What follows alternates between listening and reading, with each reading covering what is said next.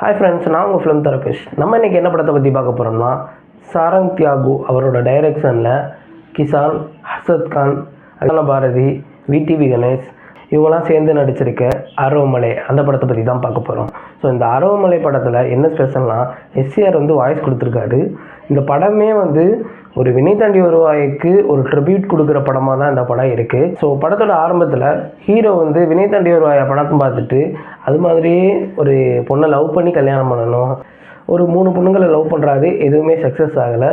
So அதுக்கப்புறம் வாழ்க்கையை வெறுத்து போய் ஒரு ஆஃபீஸில் வேலைக்கு சேர்றாரு. அங்கே இவரோட கேரக்டருக்கு ரொம்பவே ஆப்போசிட்டாக ஒரு பொண்ணு இருக்காங்க, அதான் ஹீரோயின்றாங்க.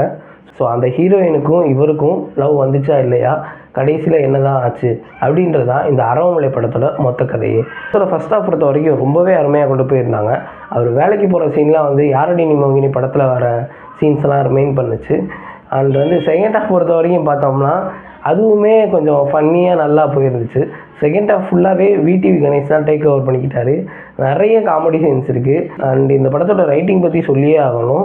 செமையாக எழுதியிருக்காங்க. ஒவ்வொரு சீன்லேயுமே இன்னொரு கேரக்டர் உள்ளே வந்துடும், இல்லைன்னா அந்த சீனை இன்ட்ராக்ட் பண்ணுற மாதிரி ஒரு சீன் வச்சுருப்பாங்க. சும்மா அந்த படத்தை நார்மலாக எழுதியிருந்தால் ஒரு ஆவரேஜ் படமாக இருந்திருக்கும்.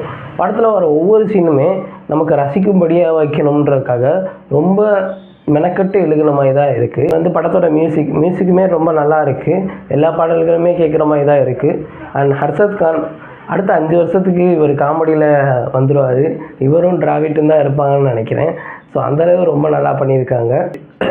ஸோ மொத்தத்தில் இந்த படத்துக்கு நான் போகலாமா வேணாமா அப்படின்னு நீங்கள் கேட்டிங்கன்னா, உங்களுக்கு இந்த விடிவி படம் பார்த்துருந்தீங்கனாலோ இல்லை விடிவி படம் பார்த்து வைபாக இருந்தீங்கனாலோ இந்த படம் உங்களுக்கு பிடிக்கும்.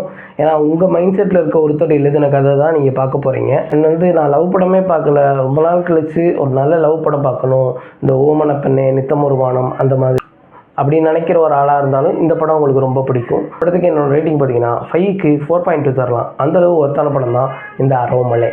ஸோ இது மாதிரி நிறைய ஃபிலிம் அப்டேட்ஸ் தெரிஞ்சுக்க என் சேனலை சப்ஸ்கிரைப் பண்ணுங்கள். Tata bye by.